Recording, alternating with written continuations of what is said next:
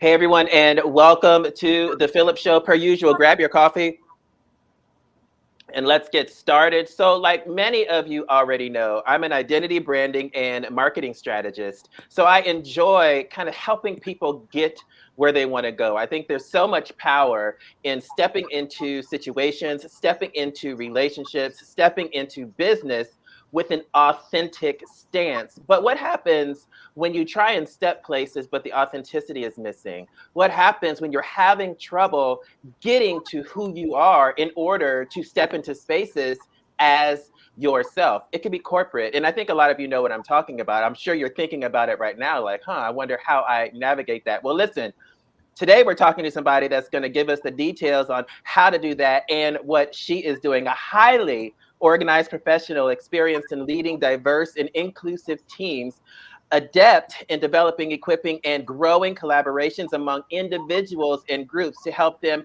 reach their strategic and organizational goals in urban, suburban, and rural environments. I'm telling you right now, get your notepad out and take some notes. She is committed to empowering and equipping individuals to transform their lives and the lives of others through authentic relational encounters. Please welcome the founder and chief executive officer of Authentic Encounters, Lena Morris. Lena. Hi, Philip. How are Hey, you? how are you doing today? Great to see you. You're in the office, and I know you're just busy, busy, busy. Well, I mean, yes. I don't know if it's busy or full, right? Oh, Sometimes busyness suggests that we're just doing random things, right? mm, Taking space, but life is full and we're adding impact. see, That's a difference between busyness and having life full and abundant. So that I told y'all to take out your notepad. Let me get mine because she's already dropping the nugget.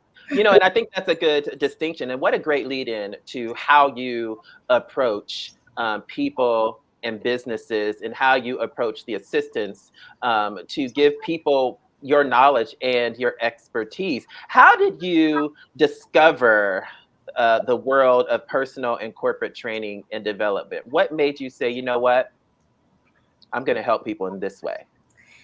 honestly, I, my steps are ordered by the Lord. Let's just be honest. I could Okay. be professional if I wanted to. Anywhere that I have ascended to in my life has been the steps ordered by the Lord. Um, you and I went to Kentucky State University together. I went there and obtained a degree in criminal justice, right? Oh, So with that, life took me from there to corporate America. And no matter what, my basic DNA is to show hmm. up as a performer and an achiever. So I wish that I could say I had enough insight to map this road. Obedience got me here, and Okay. obedience has kept me here. So I Yeah. couldn't tell you. I couldn't tell you that I mapped it only through obedience and going back and connecting the dots is how I got here.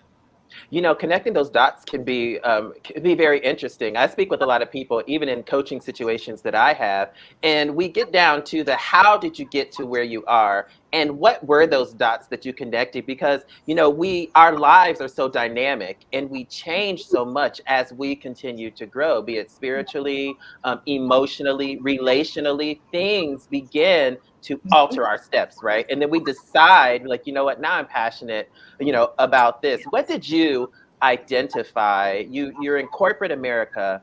You're Yes. doing all of these things. You're ascending, and you're reaching some heights that a lot of people aspire to. What made you say, I think I want to give my perspective and give my help to these people in the way that you're doing it now through Authentic Encounters?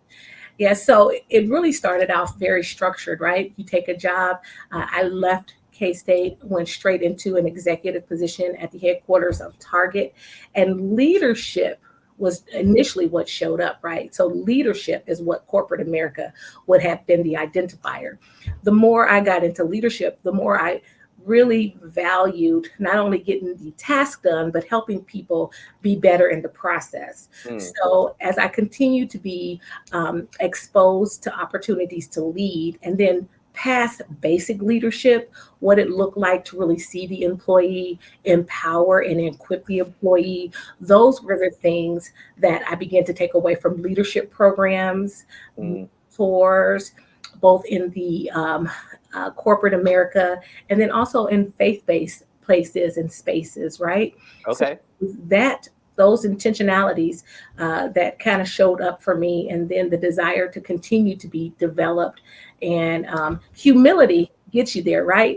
So people see leadership in you, and when they see leadership, opportunities present themselves, and so gifts, skills, and talent get you in the door, but good people skills keep you there. So Mm. it was all of those intentional things that lined up for me that kind of landed me where I'm at in as far as leadership development, uh, and multiplying those opportunities in other people. Authentic encounters came from that faith-based side, right?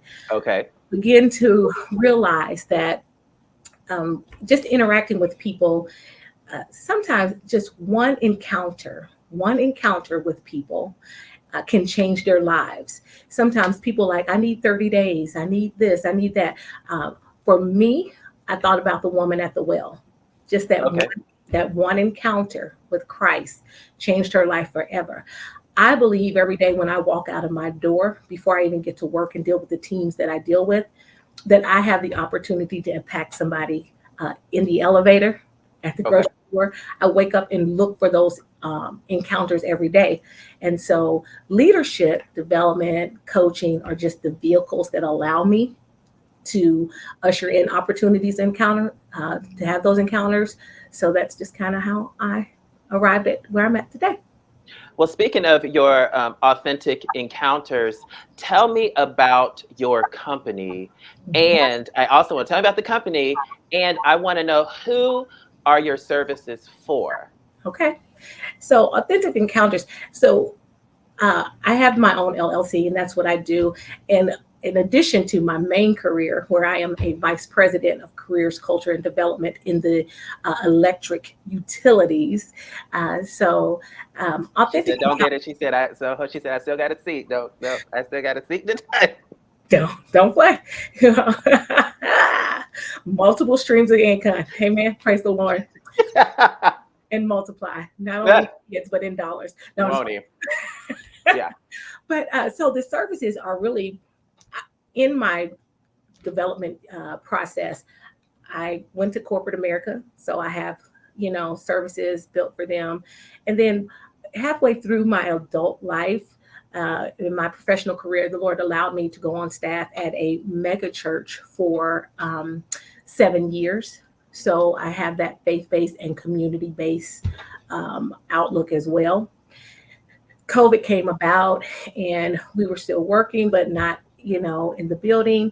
But there were a number of a number of communities that needed additional support for Department of Child Services. So I went and got certified to kind of be a caseworker and trainer for parenting classes there. So I also have opportunity for faith-based community parenting opportunities. And then I've also, as if I didn't have enough to do, I do a lot of outreach.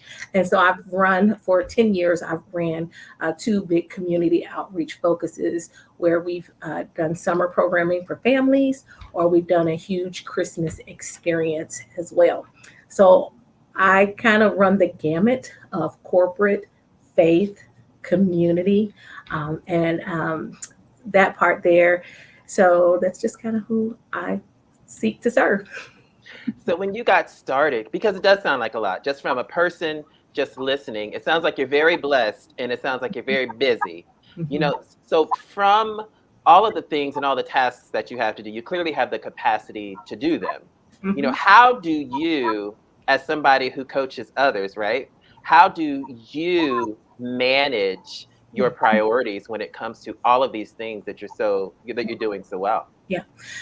I only do what I've been created to do. I Yep. do not listen. I do not believe it could work if you're outside of your lane. Yeah. Right?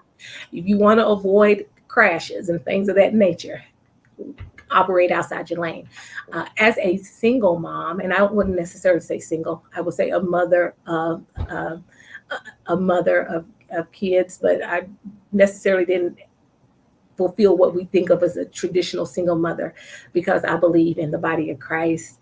I believe in community. I believe in the village, right? Sure. So my sons, Avery and Jaden, actually came alongside me in a number of these things, and they grew up. Most of the times when people are youth are filling out applications for college and things like that, they'll say, "What was your community service?" And they have to kind of look for that. They grew up living a life of service, so I was able to parent and bring them alongside me in all of these endeavors, right? And what's super funny is I have one son that's in college now, and people are like, he's the most mature 20-year-old I know. And both of my kids speak in large terms about leadership development. They see their jobs at the YMCA or at regular places like through this heightened lens of leadership. So I've been able to juggle it all because I've been obedient to where I'm supposed to be. I do not believe you can do everything and that you're not called to be and be successful. You have to be obedient. That's how it balances.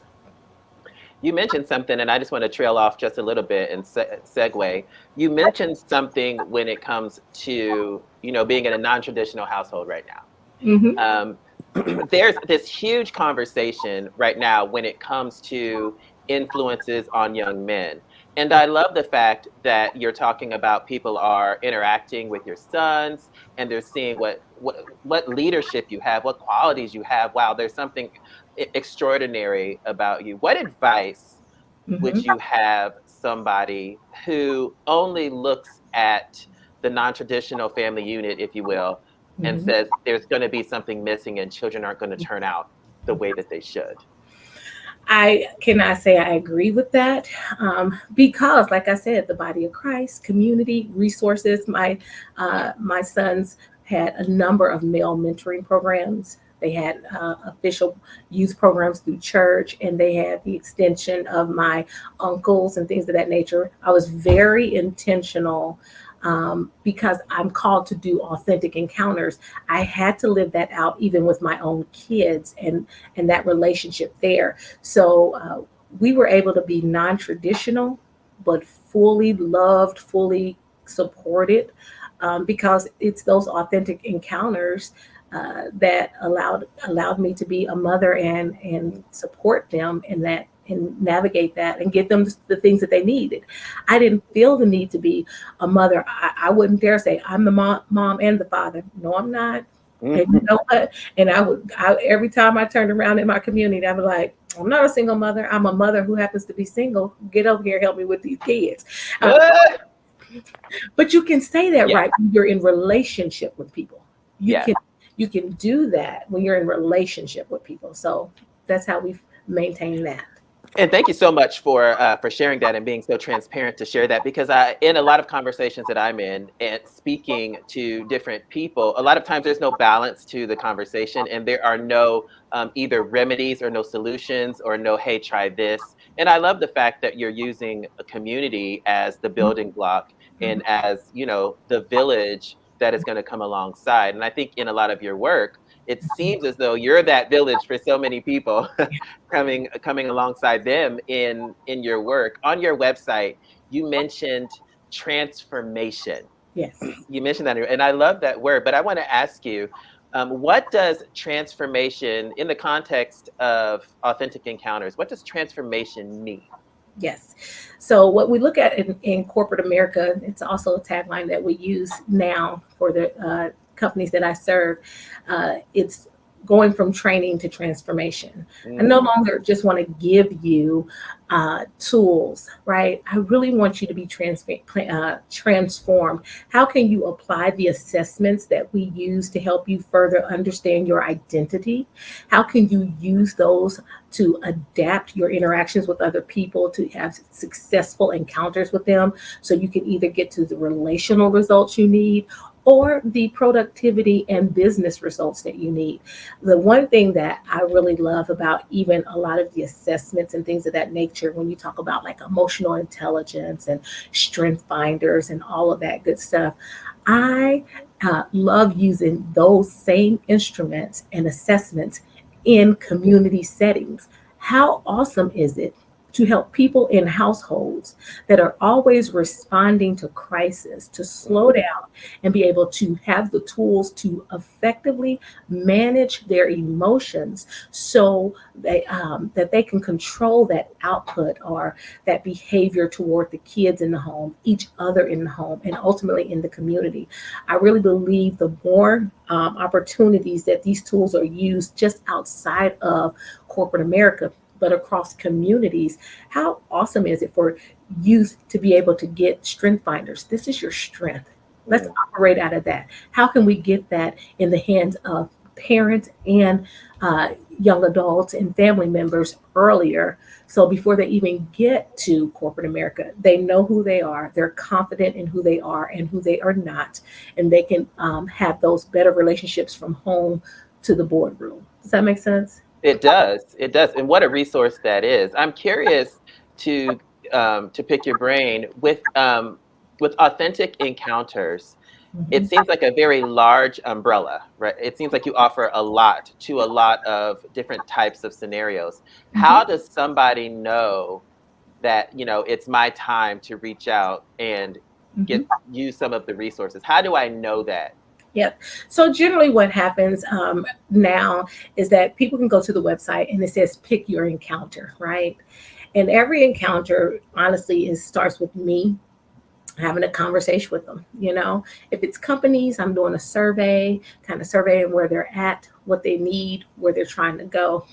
If it's individuals, like what are those personal outcomes? And so I would say if people are looking for an authentic counter and if this is the right time, everything within you will let you know. You Mm, will be searching for something. You will be searching, and you may not be able to put your finger on it, right? But yeah. you will want to say, I want to have greater impact. And you might not say greater impact, but you say, I have things to contribute. I want to be valued, respected, and heard. How can I do that? How can I, enlarge my voice in that way? That's the things that start to pull you to places that you was like, I need to find a resource for this. In authentic encounters, we are all inescapably connected to one another. Even in, you can come and sit in the middle of a room, not say anything to anybody, but your presence still impacts them, whether you talk to them or not. Right. Yeah. So, yeah. So, with these authentic encounters, how can we get the fullness of life from the relationships, whether they be business, family, community, or whatever? How do we get the fullness out of those relationships? Because it is my belief that when it's all said and done, the only thing that ever really mattered, right, outside of your, selection of Christ, is the relationships that you encountered and Mm. that shaped your experience. They are the very essence of the legacy that you leave behind. So that's why authentic encounters exist, and I believe people that are crying out for that relevancy in their life will then begin to seek out where they can get that support. What has a lot of times people step out of the boat, if you will, Hmm. and there's a call that they have and they're apprehensive. It's like, I don't know. It could be the entrepreneur call, it could be anything. But you had your call to do authentic encounters. Hmm. How have you personally changed from your decision, since your decision to say, you know what, I'm going to embrace this and now we're going to run? To be honest, I've dabbled in it here and there because as a mom, a single mom, over the years, I did balance the capacity. I'd always kept a full-time job, whether it was in ministry or in corporate America, and kind of dabbled with this on the side. But honestly, this year I was like, we're done. We're done. We're Yeah. going to really fully leap. And sometimes that fully leap for me, honestly, the first thing was, okay, start this website, pay to get this website done. Yeah. And what helped me stay consistent with that was an outside mechanism. It was the website designer. Like, you have these deadlines to hit, and that's all I needed was that external accountability. And I Mm, can't even take ownership for it. It was the process of launching the the website that made me just say, go on and take the leap. And so the leap happened in just me saying, okay, let me sign up for the website designer.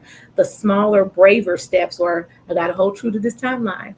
You know what I'm saying? Because I put some dollars in there. She has some deadlines. And then once you launch it, like anybody that has sense, good sense anyway, will say, hey, I just paid for this website.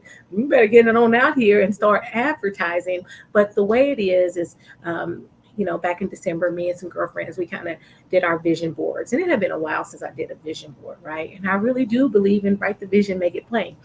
But we did that in December, and I did the vision board, and then I took a step of faith with the website a month ago. But before the website even went live, I had already had three corporate opportunities. Yeah. Mm-hmm. So even before you got it done, before you got, well, let me say it this way. Before your first bullet point was finished, before you completed that first step for you, it was already working for you. Yes, I just believe, and that's what I'm saying. If you take small steps of obedience, I believe things will come together. We call it prophetic action, right? You just begin the action and the rest will come, right? So that's kind of the leap that I took. And so some people, it looks like a big leap, but to me, it was small leaps, but staying consistent to myself and make sure I hit those deadlines so I could get that website launched within the time frame that the creator asked me to do it in. I think what you're saying is so profound. It's so simple and so hard. It's so simple to just do something, but it's so hard to do something. Mm-hmm. It's so difficult. And I find that just that first momentum step, just that first out of your head into the tangible, into some sort of action and saying, I'm going to commit to doing this. And then do you find that after you do that, other commitments become easier? Yes, because really what we do is we close what we call the data gate. Most of the time people procrastinate because they're just keep running the data. And most of the times all you need is to make a decision, because once you make a decision, then you can have some form of action, right or wrong. But then it stops you from just running the data over and over and over again. And it is the small steps. And that's the thing I like to say with people is be realistic with yourself, right? Don't keep thinking it has to be this far out big thing. Commit one action a day, and little things add up, right? Yeah. And so push yourself a little each day to do that one action. And then once you do, you'll look back and you'll be like, oh, wow, I've accomplished a lot. So, yeah. Yeah. Look, I'm listening and like checking off some stuff in my head. I'm like, okay, I'll do it. Fine. That's funny. Yeah. So let me ask you this. I know some people are going to be watching and listening, and their wheels are going to be turning too. You, as the founder of this incredible organization, what can someone expect? What kind of experience can I expect from you? One is very committed, very customized. I do not do out of the box. You might ask for the same title, but it is not the same product. It is very customized to the individual. We are all created differently. Our needs, our outcomes, the way we are motivated, the way we need to be supported is different. I see the individual. So what I can honestly offer you is the fact that I see you, I hear you, and I want to be able to support you in ways that are effective for you. And so it's not cookie cutter. Yeah. It's not cookie cutter. You can look at like our programs area and things of that nature, and there's a ton of programs, and you can choose any of those programs with any of those titles, but I guarantee you won't get something that's out of the box. It just doesn't make it authentic, and it doesn't make it genuine to each customer. Does it make it harder for you as the facilitator of the relationship? Not really, because I'm walking in what I'm called and gifted to do, right? Here's the thing. This is my microphone. Hold on. You're so silly. It was a slow drop. It was a slow drop. You're so funny, but to me, no, right? Because I tell people I eat this like breakfast in the morning. Mm, It's Do you understand? Like it isn't, and I am gifted to do it. I can only yeah. tell you that I am gifted to do it. I often tell people, especially people on my team, do not set me as your measuring stick. Um, and the reason why I say that is because I am a high performer. I do produce a lot, but I don't do it, and it's not a strain for me to do because I operate in the space that I've been called to operate in, whether it's corporate America, in my family, in my community. So it's not good to use me as a measuring stick because we all have our portion that we can contribute. And Yeah. so Well, that makes sense too. You're operating authentically, mhm, and to try and operate in your authenticity is very artificial. yeah, And a mhm, lot of times, even if you know you become one can become successful, it won't be as authentic. And I'll dare say it's not as easy. no, What somebody does with ease, that's because they're good at it. Now right, somebody might be able to accomplish the same thing, but with like some drudgery, yeah. some pushing along, some hard work, a Mhm. lot of Red Bull. I don't know. And Like, see, and I think that's another indicator because where other people like they say, "Girl, I look at you and I get tired," but I look at me and I get invigorated mm, because I'm doing what I'm supposed to be doing. And yeah, but that is also a clear indication if I ever run into something and I feel drained at doing it, that's a clear sign to me that you probably shouldn't be doing it. That's for listen, me. I 100% agree. I Mhm. 100% agree. There's something off here. Let me figure it out. And Mhm. 9 times out of 10, it's not my space. Yeah, I'm not supposed to. Got it. Identified. Got it. exactly. Yeah. Yep. So how? And I know that I've been providing a lot of the information visually here, but tell us, how can we find you and get connected to what you're doing? Yeah, the best place is the website, right? AuthenticEncountersLLC.com. That is the best place to do it. Submit a contact, there, and that's the best place. You can find me on social media under Authentic Encounters LLC and LinkedIn. Um, what is it? Instagram, Facebook, whatever. I'm hitting every generation or every social preference, so to speak, except for TikTok. Now, I Except for TikTok. listen, somebody will get it there. It just won't be me. Amen. You're like, that's not my lane. It's That's not my not lane, baby. It's not my lane. But any of those places, LinkedIn, Facebook, or Instagram, Authentic Encounters LLC. You can just get me there. That's how they can do it. Well, I am so excited. Number one, that you took time to share this, but number two, that you're doing it in the same way as your brand. It's completely authentic. And I think listening and watching and just hearing you kind of encapsulate who you are, it makes sense you do what you're doing. It Yeah. all just, it really makes sense. And I think the thing that's most motivating is that you're so passionate about it. It's really encouraging. So thank you so much for inspiring me, and I'm sure everybody today. I Yeah. really do believe that whether you're in corporate America, community, faith-based, whatever, you can walk and live life on mission, no matter where you're at. Once you find out what your identity is, who you're called and designed to be, and how you're called to support people or show up in this world. And it doesn't matter the environment.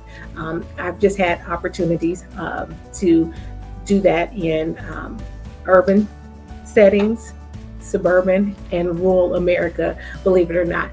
I have 10 years in rural America. You wouldn't believe it, but I would. And the lessons about people, authenticity, and how to see them, how to serve them, and how to help equip them is something I count as a blessing and an honor. Mm. Well, Lena, thank you so much for blessing us today. Well, thank you for the invitation. I greatly appreciate it. And I just pray many blessings upon you and success and continued impact and influence. Thank you so much. Listen, that was Lena Morris. And if you got nothing else out of this, find your who. And the good thing about what we just heard, there are organizations much like Lena's who can help you do just that. You can have an authentic encounter as well. Be encouraged that there is something specific for you and for your life, and there is a way to connect to that. So, as I usually say, and I mean it, you are the best you in the world, and I will see you next time here on The PHILLIP Show. Don't